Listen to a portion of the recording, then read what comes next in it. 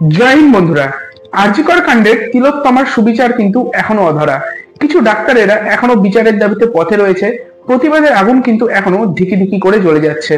কিন্তু এরই মাঝখানে পশ্চিমবঙ্গের 6টি বিধানসভায় উপনির্বাচন হয়ে গেল এবং দেখা গেল 6টির মধ্যে 6টিতেই তৃণমূল জিতে তৃণমূল এখন 6-0।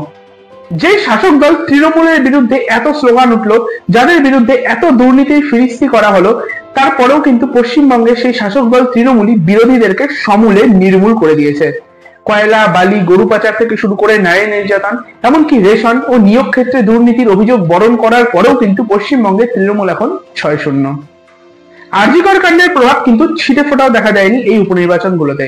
এখন বেশ কিছু রাজনৈতিক বিশ্লেষকদের মত অনুযায়ী এই আরজি কর কাণ্ডের দরুন বা সম্প্রতি ঘটে যাওয়া বিভিন্ন নারী নির্যাতনের ঘটনাগুলোর দরুন যেই সকল এলাকাগুলো প্রত্যক্ষভাবে প্রভাবিত ছিল, সেই সকল এলাকাগুলিতে নাকি নির্বাচন হয়নি এবং সেই জন্যই নাকি এই সকল ঘটনার প্রভাব এই উপনির্বাচনগুলোতে দেখতে পাওয়া যায়নি।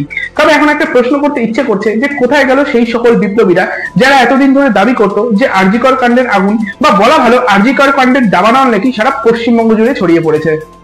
সত্যি কথা বলতে কি, কথাটা বলতে একটু খারাপই লাগছে, কিন্তু এটাই সত্যি যে সন্দেশখালী নারী নির্যাতনের ঘটনা যেরকম ভোট বাক্সে সেরকম কোনো প্রভাব ফেলেনি, ঠিক সেরকমই কিন্তু এই আরজি কর ঘটনারও প্রভাব এই উপনির্বাচনগুলিতে ছিটে ফোটাও পড়েনি।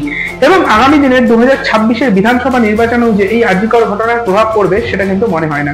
এবং এটার সবচেয়ে বড় কারণ হলো পশ্চিমবঙ্গের বিরোধীদের ঐক্যবদ্ধহীনতা এবং ছত্রভঙ্গ হয়ে পড়ে থাকা।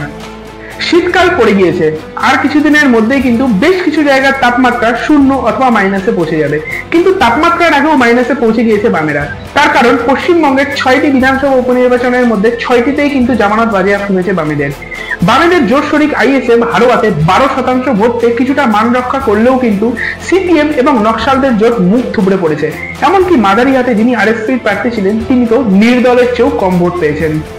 পশ্চিমবঙ্গের তৃণমূলের এই বিরাট সাফল্য এবং মহারাষ্ট্র, হরিয়ানা, ঝাড়খণ্ড এবং জম্মু কাশ্মীরে কংগ্রেসের নিজের মুখকে কালো করার পর কিন্তু এবার ইন্ডি জোটের দাপট বাড়তে পারে তৃণমূলের। তার কারণ লোকসভা আসনের ভিত্তিতে তৃণমূল ইন্ডি জোটে 3 নম্বর পজিশনে থাকলেও কিন্তু তৃণমূল একমাত্র দল যারা পশ্চিমবঙ্গে একা হাতে সম্পূর্ণ দুর্মুষ করে রেখেছে বিজেপিকে।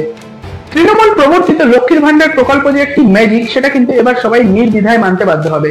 তার কারণ মধ্যপ্রদেশের পর কিন্তু মহারাষ্ট্র লক্ষ্মীর ভান্ডারের অনুরূপ একটি প্রকল্প লড়কি বেহেন যোজনা বিজেপিকে, এবং ঝাড়খণ্ডে মাইয়া সম্মান যোজনা ঝাড়খণ্ড মুক্তি মোর্চাকে বিজয়ী হতে ভীষণভাবে সাহায্য করেছে।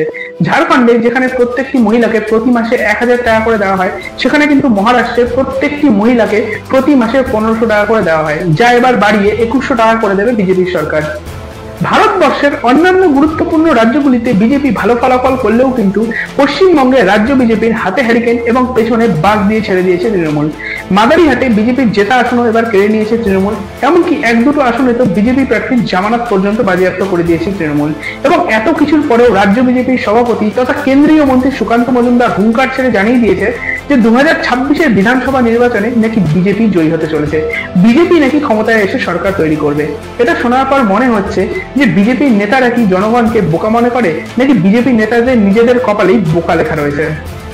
এর পাশাপাশি পশ্চিমবঙ্গ রাজ্য কংগ্রেসের প্রাক্তন সভাপতি অধীর রঞ্জন চৌধুরীও কিন্তু নিজের মনকে কিছুটা সান্ত্বনা দেওয়ার জন্যই হয়তো তৃণমূলকে কটাক্ষ করে বলেছেন যে পশ্চিমবঙ্গের উপনির্বাচনগুলিতে যে ঠিকমতো ভোট হয়েছে সেটা তিনি মনে করেন না। তবে কারো কিছু মনে করাতে বা না করাতে কি বা যায় আসে, তৃণমূলকে যতই তোলামূল বলা হোক না কেন অথবা তৃণমূলের নেতাদেরকে যতই চোর চোর বলা হোক না কেন, পশ্চিমবঙ্গে খেলা শেষে শেষ হাসিটা কিন্তু তৃণমূলই হাসছে। ভাইপো সকলকে শুভেচ্ছা বার্তা জানাচ্ছে এবং শুভেচ্ছার ফাঁকে সংবাদ মাধ্যম এবং কলকাতা হাইকোর্টের একাংশকে কটাক্ষও করছে।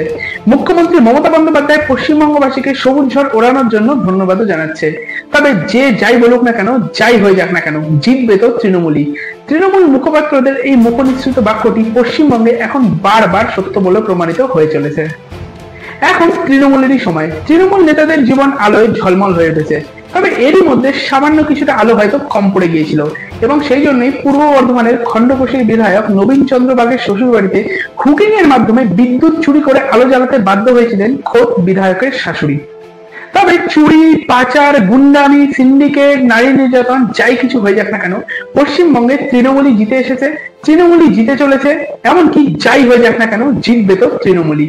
আজকের এই ভিডিওটি কেমন লাগলো সেটা আমাকে কমেন্ট করে অবশ্যই জানাবেন। ভালো লাগলে একটি লাইক অবশ্যই করে দেবেন এবং ভিডিওতে বলা কথাগুলো যদি আপনাদের গুরুত্বপূর্ণ বলে মনে হয় তাহলে এই ভিডিওটিকে আপনার সকল আপনজন এবং আপনার সকল পরিচিতদের মধ্যে অবশ্যই শেয়ার করে দেবেন। আমাকে সমর্থন করার জন্য আমার এই চ্যানেলটিকে যদি আপনি এখনো সাবস্ক্রাইব না করে থাকেন তাহলে এই মুহূর্তে আমার এই চ্যানেলটিকে সাবস্ক্রাইব করে নেবেন। দেখা হবে অন্য একটি ভিডিওতে, ততক্ষণ সুস্থ থাকবেন, ভালো থাকবেন। ইনকলাব জিন্দাবাদ, भारत माता की जय।